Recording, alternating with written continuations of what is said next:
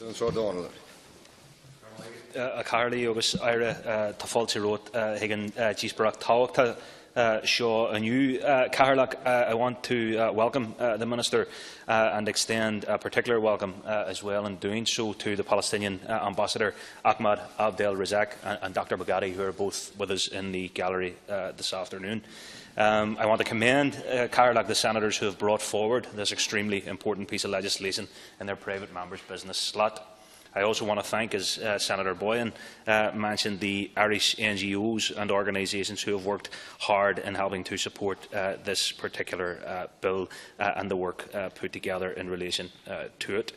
I want to reference for members' attention, and in typical fashion I had it here on my iPad and now it's gone, but I want to reference a vote that took place in the Danish Parliament just last week, in relation to a very similar bill, where all of the parties in the Danish Parliament, bar a far-right party, voted to recognise and boycott products from illegal Israeli settlements. So the only party to vote against such a bill was the far-right party there. So, Mark, you might want to reflect on that. This bill, Carlac, has a noble and just aim. It seeks to prohibit the import and sale of goods, services and natural resources originating in illegal settlements in occupied territories. It's not extreme.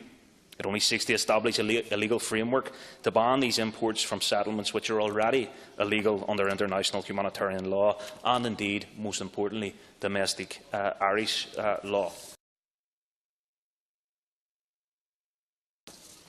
Goods and services that are only available because of gross human rights abuses and violations of international law should not be available in Ireland. Allowing such goods and services to be freely available in this state not only turns a blind eye to deep human suffering, but it also supports such illegal settlements by giving them economic support. The bill carefully recognises that the issue of whether a territory is illegally occupied is a complex and contentious issue. Section 3 of the bill is drafted specifically to take this into account. Therefore, this bill only applies to territories where there is clear international legal consensus on the status of the occupation. It also provides the option to add extra territories beyond this, provided there is agreement between the Minister for Foreign Affairs and Trade and both houses of the Oireachtas. A clear example of how this bill would work is by stopping goods and services from illegal Israeli colonial settlements from entering Ireland. Israel's occupation of Palestine since 1967 has created a litany of human rights abuses and war crimes. Not only has Israel used its military to enforce its brutal occupation, it has facilitated the illegal transfer of 600,000 colonial settlers to occupy Palestine. This is a major, and many would contest, Minister, this is the major roadblock to reaching a peaceful two-state solution, as you outlined. Israel is also imposing an apartheid regime in occupied Palestine.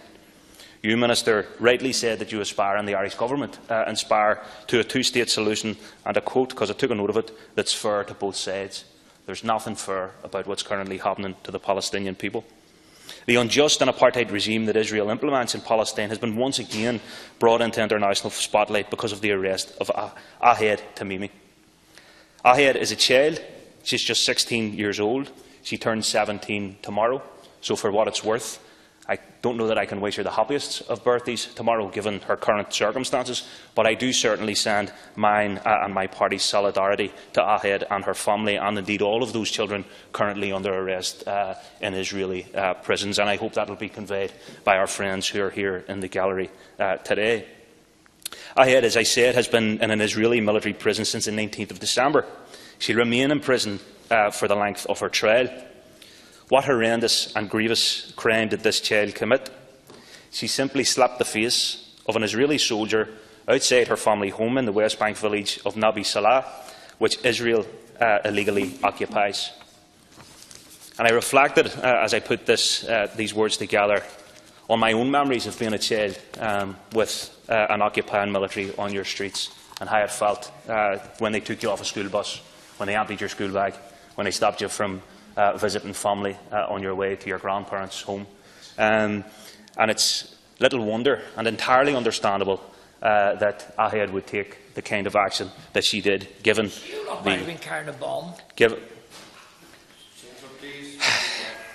Don't interrupt. You made a really, really worthwhile and valuable contribution, David, and then you say nonsense like that. Ahed's arrest and trial in a military court shows that there exist two separate legal systems depending on whether you are a Palestinian or an Israeli settler, and this goes to the heart of Israel's enforced apartheid regime. Ahed is one of at least 1,400 Palestinian children that have been prosecuted in special Israeli military courts over the past 3 years. Yet illegal Israeli colonial settlers are tried in civil courts. It's time for the Irish Government to move past rhetoric, Minister, and statements on Israel's occupation of Palestine. The Irish Government have rightly stated that these colonial settlements are illegal under international law. This is not stopping their expansion. Every year they continue to grow. Meanwhile, fruit and other goods originating in the illegal settlements have appeared for sale on Irish shelves. So it's time for us to stop sustaining the injustice of these colonial settlements. It's time for us to once and for all create a legal framework to ban goods created on the back of human rights abuses and crippling injustice from our state.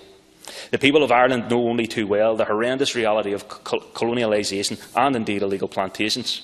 Irish people know the brutal reality of military occupation.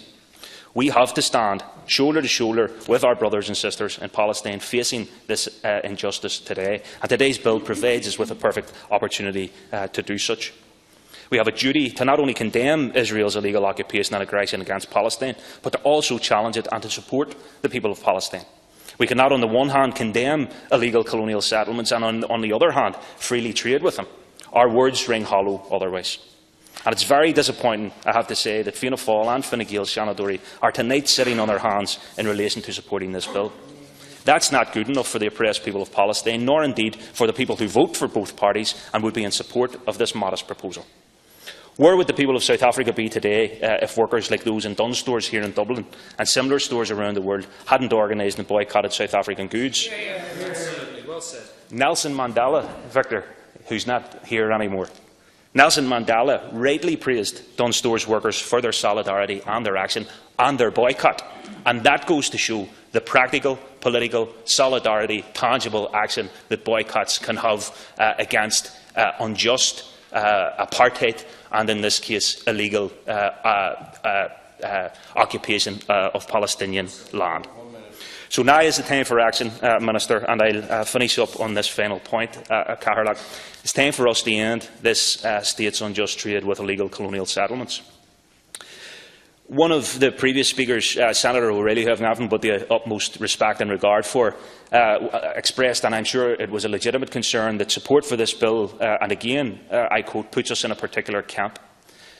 If it puts us in the camp, Senator O'Reilly, of the right and the just, if it puts us in the camp opposing apartheid, then I think that is the right camp that we need to find ourselves in. So I would ask people to reflect on the big, bold initiatives. And if you look at some of the initiatives that were taken in our own peace process, when people advised Bill Clinton and others, don't grant Gerry Adams a visa because you'll be seen to be partisan, you'll be seen to be going into a particular camp.